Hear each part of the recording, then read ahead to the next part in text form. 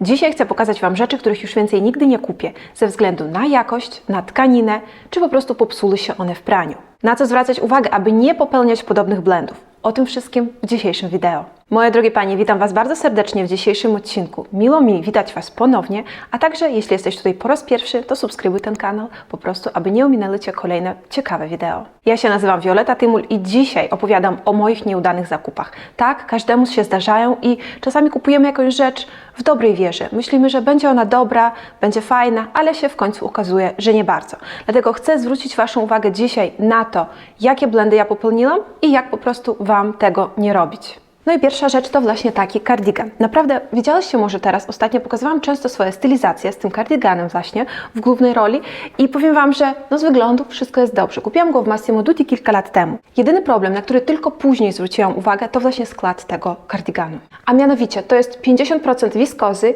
i później 25 chyba poliamidu i tak mniej więcej 20 też 5 poliesteru. Czyli tak naprawdę jest w połowie stworzony z syntetycznego tworzywa.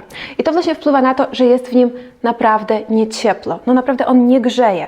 Czasami go zakładam i myślę, że będę się czuła troszkę cieplej. No mi się wydaje, że jakbym założyła bardzo cienką bawełnianą koszulkę, z długim rękawem też, to bym się czula cieplej niż w tym.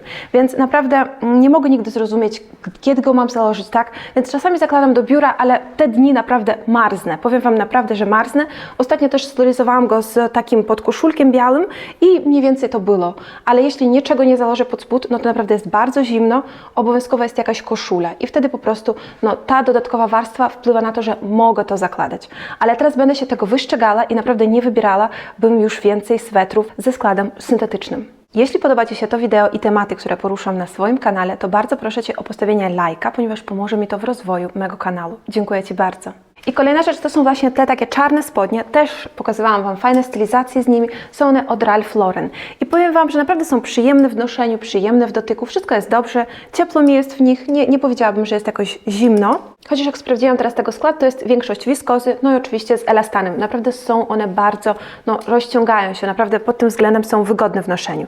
Tyle, że jedyny minus, właśnie nie czyściłam je, żeby Wam pokazać. Zobaczcie, one są czarne, ale bardzo na nie wszystko się klei. O tutaj dobrze jest to widoczne.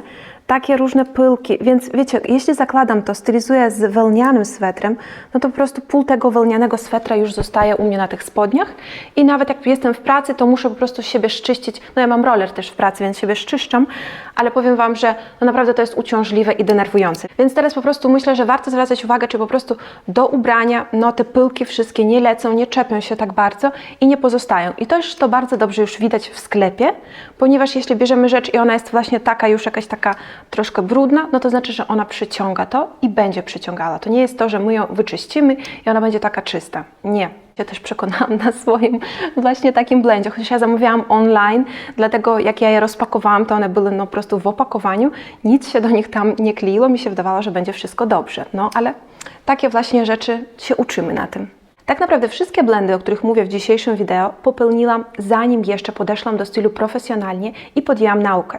Dlatego także zapraszam Ciebie do zapisania się na listę oczekującą mego kursu Garderoba z klasą, ponieważ po prostu będziesz wiedziała, co pasuje dla Ciebie, na co zwracać uwagę, jak kupować eleganckie rzeczy, kobiece rzeczy, które pasują idealnie dla Ciebie. Będziesz z łatwością robiła zakupy, a także wiedziała, jakie kolory pasują i jakie kroje też wybierać, idealne dla Ciebie, dla Twojej sylwetki. Naprawdę ułatwi to życie i będziesz po prostu miała więcej czasu dla siebie i dla swojej rodziny. Dlatego zapisz się na listę oczekujących już teraz, a o początku kursu zaczniesz poinformowana już bardzo szybko. Dziękuję Ci bardzo. Kolejna rzecz, którą uznaję za bardzo nieudaną, no to wtedy postanowiłam poeksperymentować i wiecie, kupić coś ciekawego. No i kupiłam właśnie taką kamizelkę, to było we Włoszech i powiem Wam, że przesadziłam, tak? Chodzi o to, że wygląda ona bardzo duża, taka oversize'owa jest trochę, ładnie to leży, krój jest ok. Chodzi mi tutaj bardziej o kolor. Przede wszystkim są to ciepłe odcienie. I tak jak zaznaczam w innych wideo, mi pasują zimne kolory. Jak widzicie, na przykład ta sukienka, w której jestem, jest ona beżowa, ale jest to zimny odcień. Podczas gdy tutaj każdy z tych kolorów jest ciepły. I pod tym względem może on mi pasuje, mniej więcej jest ok. I może mogę to stylizować z dżinsami, ale powiem Wam, że naprawdę nie łączy się żadną inną rzeczą w mojej garderobie, bo większość z nich, prawie wszystkie, są w zimnych kolorach, tak? Więc po prostu no nie wygląda to dobrze. Ponadto ten rysunek no jest bardzo jaskrawy. Możecie teraz, jak to przykładam do siebie, po prostu zobaczyć, jak bardzo on się wrzuca w oczy i moja twarz gaśnie gdzieś, tak? No, na drugim planie zostaje po prostu, tak? Więc warto na takie coś zwracać uwagę, aby po prostu ta rzecz no nie krzyczała bardziej niż nasza twarz, bo nasza twarz powinna być pierwsza, co zobaczymy, tak? Gdy witamy osobę, gdy widzimy ją po raz pierwszy, a nie to, że od razu widzimy, no, że tutaj są rąby na mojej kamizelce, tak? Więc naprawdę nie jest to ok. Szczególnie też, gdy wybieramy bardzo jaskrawe kolory. Zawsze warto zwracać uwagę, czy ten kolor nie jest bardziej jaskrawy, nie jest tutaj na pierwszym planie, tak? Podczas gdy ja i moja osobowość pozostają na drugim. Ponadto z tą kamizelką jest podobnie jak właśnie z kardyganem. Jest to mieszanka wiskozy z akrylikiem i nie grzeje. Naprawdę jest w niej, myślę, że powiem Wam, dlatego tak się śmieję troszkę na tym, ale jest ona dość ciężka, tak? Dzianina, nie grzeje, podczas gdy można założyć coś łatwiejszego i czuć się podobnie, więc po prostu ja nie widzę sensu. Nie wiem, może ktoś widzi jakiś tutaj większy sens, ale według mnie ja chyba mam zbyt praktyczne podejście do takich rzeczy. Wiecie, powiem prawdę Wam, nie założyłam tego ani razu. Raz tylko robiłam chyba jakieś tam zdjęcie, jak tylko ją kupiłam, na Instagrama wrzuciłam. Między innymi dziewczyny, obserwujcie mnie także na Instagramie, elegancka kobieta. Tam pokazuję po prostu więcej codziennych takich momentów. Czasami nie mogę się wszystkim podzielić na YouTubie, tak jak chcę to zrobić, a na Instagramie w stories naprawdę czasami to jest bardzo wygodne. Więc powiem Wam, taką rzecz mam w garderobie. I teraz chcę zwrócić uwagę na koszulę. Znalazłam aż 3 koszule, które naprawdę nie bardzo lubię. Albo je mało noszę, chociaż nosiłam je, ale mało lubię i myślę, że tą taką. Pokazywałam Wam ją też na pewno w stylizacjach, też jakieś wideo niedawno w niej nagrywałam. Jest to koszula od Tommy Hilfiger. Przede wszystkim nie lubię, że tutaj jest ta marka, naprawdę i to logo. Troszkę mi to przeszkadza, powiem Wam. Chociaż tak naprawdę tutaj ten taki malutka odrobinka koloru, dodaje tej takiej swoistej ciekawości i po prostu robi to, że tutaj coś się dzieje. Chociaż ja nie lubię bardzo, gdy jest to logo. Powiem Wam, że większość osób kojarzy od razu, że jest to logo Tommy Hilfiger, więc naprawdę co się nie pomyślałam o tym, jak to kupowałam. Też może byłam mniej po prostu do tego świadomie podchodziłam, tak? Ponieważ obecnie nie lubię, gdy te logo są zbytnio widoczne. Niektóre są wyjątki, niektóre rzeczy Ralph Lauren wciąż kupuję, nawet, że są tam logo, ponieważ bardzo mi się one podobają. Ale co mi się tutaj najbardziej nie podoba, to te rękawa. Też pokazywałam Wam w innych wideo, że lubię bardzo koszulę od Wulczanki, bo tam są piękne mankiety. Tutaj po prostu tak sobie się kończy ten rękaw i nic ciekawego. I powiem Wam, że za każdym razem, jak zakładam tą koszulę, nie czuję się jakoś w niej fantastycznie. Czuję się naprawdę w niej bardzo, bardzo zwykle, chociaż naprawdę przyjemna jest bardzo tkanina. Tutaj chyba jest organic cotton, właśnie i bardzo to się czuje. Jest przyjemna, jest taka otulająca, ale nie czuję się w niej wystarczająco oficjalnie, wystarczająco biznesowo, więc myślę, że tą koszulę najlepiej stylizować z dżinsami na jakieś takie codzienne wyjścia i jest ok, ale nie oczekiwać od niej więcej. A czy Ty także miałaś nietrafione zakupy? Kupiłaś coś, czego później żałowałaś? Bardzo chętnie poczytam o Twoich doświadczeniach w komentarzu. Pamiętaj proszę, że Twoje komentarze i wskazówki czytają również inne panie, które mogą dużo się czegoś nowego dowiedzieć i ulepszyć swoje życie w ten sposób. Dlatego dziękuję Ci bardzo, jeśli zostawiasz swój komentarz. Kolejna koszula to też błękitna koszula z Zary, tyle, że ta jest z lnu i wiecie, kupiłam ją taką, jest ona oversize'owa, zapłaciłam za nią chyba 90 zł, pomyślałam, dobra inwestycja, ponieważ będę mogła ją zakładać po prostu na plaży, taką oversize'ową, fajną na swój bikini. I powiem Wam, że nie jestem za bardzo z niej zadowolona, ponieważ nie jest to przyjemny w dotyku len. Tak naprawdę, dlatego nie myślę, że warto płacić takie nieduże pieniądze, tak? I myśleć, że kupi się dobrą jakość. Nawet to jest po prostu tutaj 100% len, jednak nie jest on takiej samej dobrej jakości, jak len, który ja też kupiłam sobie w Calzedonii, już prawdziwą kupiłam taką koszulę specjalnie zrobioną, która się zakłada na bikini. Tam ta koszula jest też dłuższa, bo ta mi ledwo zamyka pośladki i też tak się nie czułam z tym naprawdę dobrze. A ta koszula w Calzedonii jest po prostu bardziej przyjemna w dotyku i jest po prostu dłuższa. Też tutaj z tą koszulą naprawdę taki bardzo luzacki styl z tego jest. Zależy, jak ktoś chce, jak to właśnie pasuje, to może być, ale właśnie takie zaniżone tutaj te linie ramion. Więc na to po prostu warto zwracać uwagę, ale chodzi o to, że zwracać też uwagę na skład. I myślę, że w Zarze, też wiedziałam, że kaszmir się pojawił w Zarze. No nie warto go kupować, on już wygląda, jakby ktoś go nosił. Tak, nie wiem, naprawdę dużo często zakładał, jakby już sezon, 2 sezony nosił. Więc naprawdę to nie jest warte i nawet jeśli płacimy za niego mniej, nie pamiętam ile on kosztował, może 300 zł, naprawdę to jest taniej niż w jakimś innym sklepie. Ale czy to jest warte? Naprawdę to są zmarnowane pieniądze. Tak samo jak z tą właśnie koszulą. Po prostu teraz tego nie noszę. Jest mi to przyjemne w dotyku, nie lubię tego. Dobra, pokażę jeszcze jedną koszulę z Massimo Dutti tym razem. To jest właśnie ta koszula. Tak naprawdę powiem Wam, jest piękna, taka lśniąca. Tyle, że co mi się nie podoba i na co ja nigdy nie zwracałam wcześniej uwagi, to, że jest ona bardzo cienka. I zobaczcie, naprawdę prawie prześwitująca. Ja mam jeszcze inną, jest ona jeszcze bardziej prześwitująca. Są one z wiskozy wykonane, przyjemne w dotyku, naprawdę bardzo fajnie je się nosi. No tyle, że są troszkę za cienkie na zimę.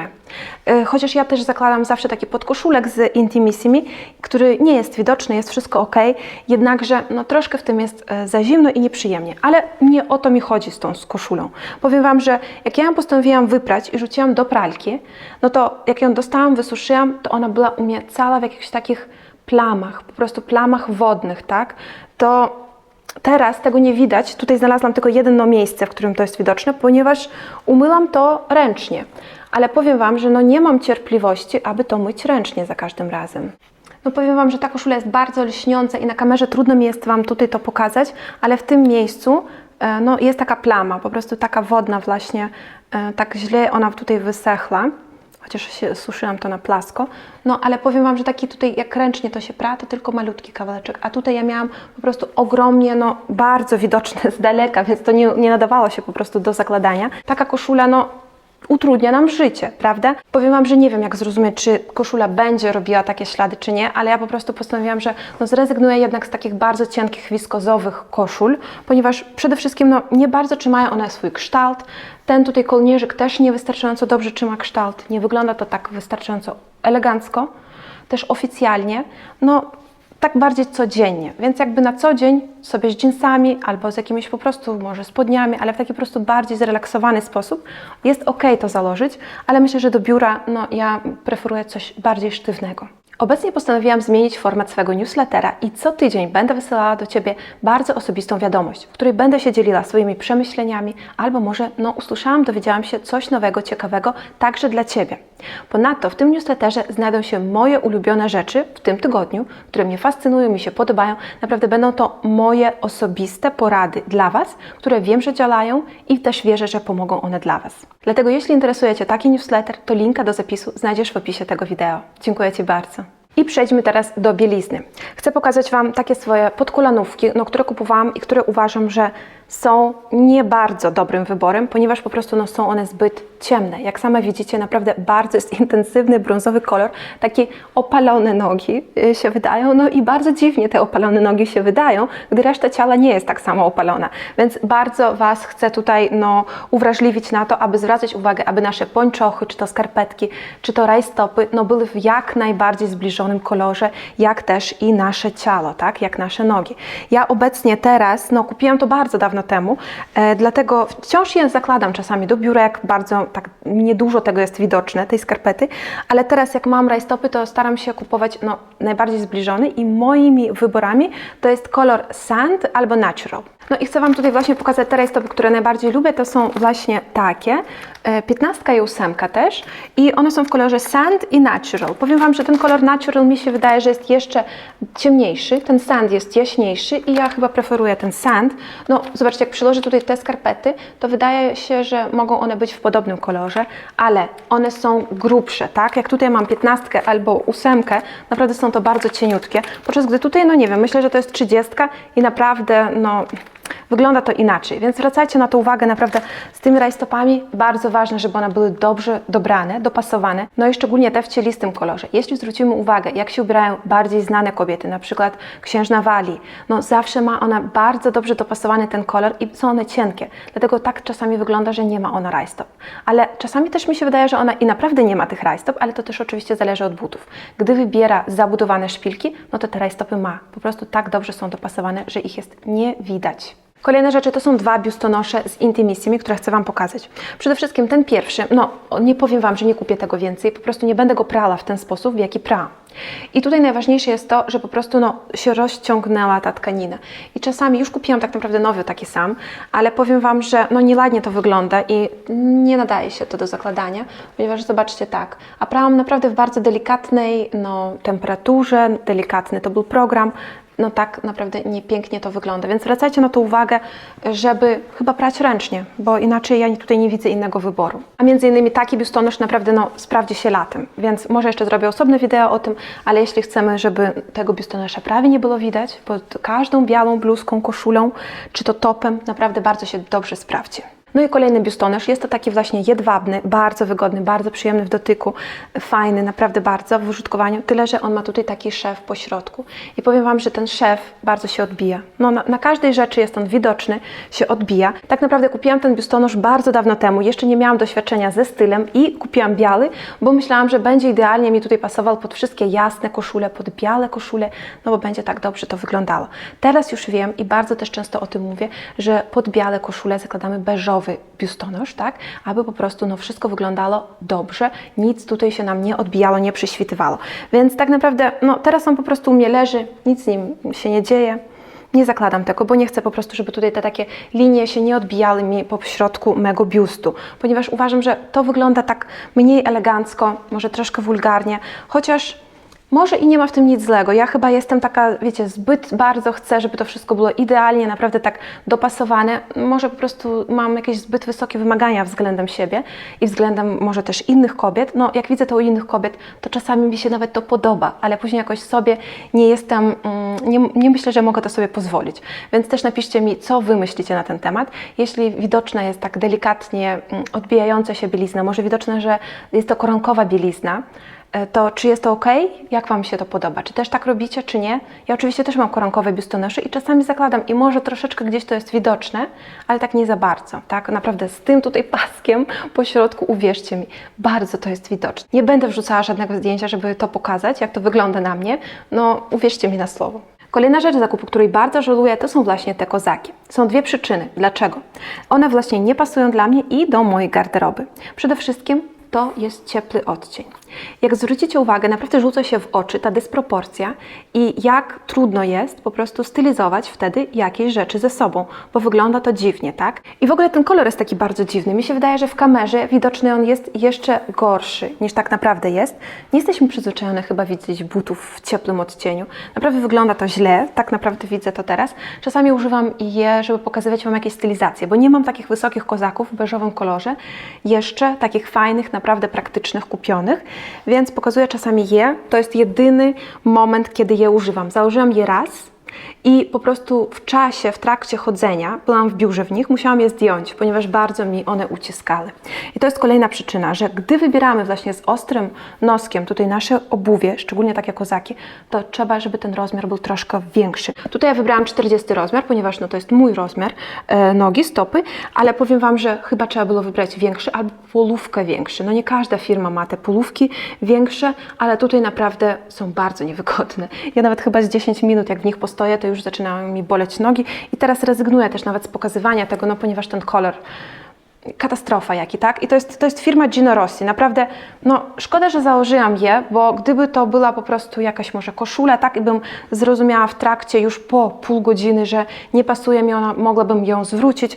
Jednak buty, jak się założy, tak? To już tutaj te podeszwy jest widoczne od razu. Też bardzo mi się starły.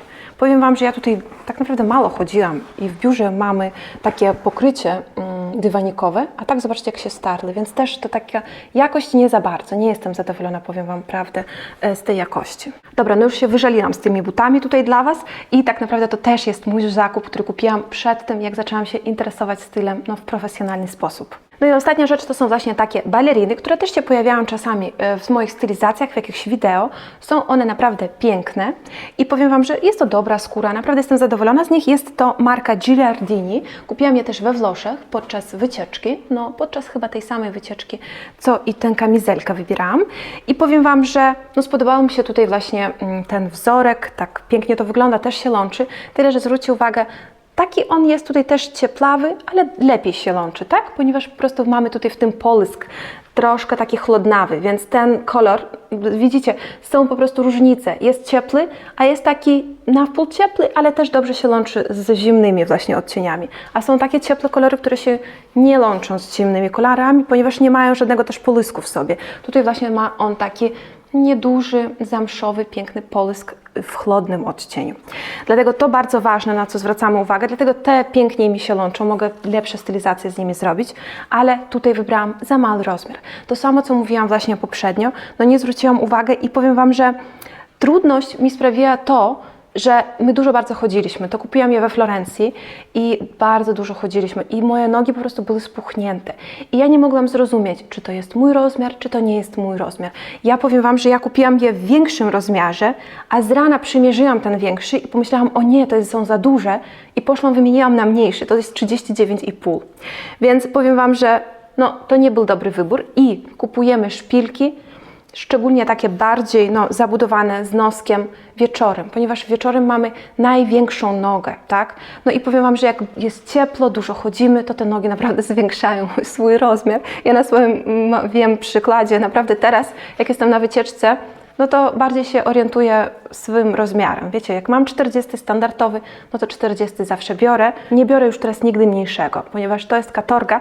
Może jeszcze spróbuję je tak rozciągnąć. Wiecie, są takie triki, żeby troszkę je rozciągnąć, no ponieważ naprawdę piękne są te buty, tak? A z tego powodu, że są takie ciasne tutaj, a tutaj to jest takie dość twarde, no bardzo mi tutaj tak obtarły mi pierwszego dnia nogi i stopy, że naprawdę no trudno to się chodziło później.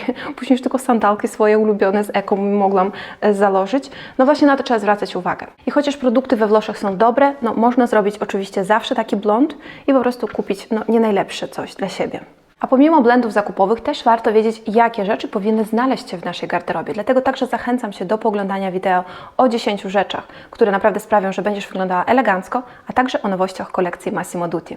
Bardzo dziękuję Ci, że dzisiaj byłaś razem ze mną i nie zapomnij w komentarzu napisać o swoich blendach zakupowych. Zakupu czego żałujesz najbardziej? Będę bardzo ciekawa tego poczytać, czegoś się nowego też dowiedzieć i naprawdę inne panie odwiedzające ten kanał z tego skorzystają. Dziękuję Ci bardzo i do zobaczenia w kolejnych wideo. Pa, pa, pa, pa.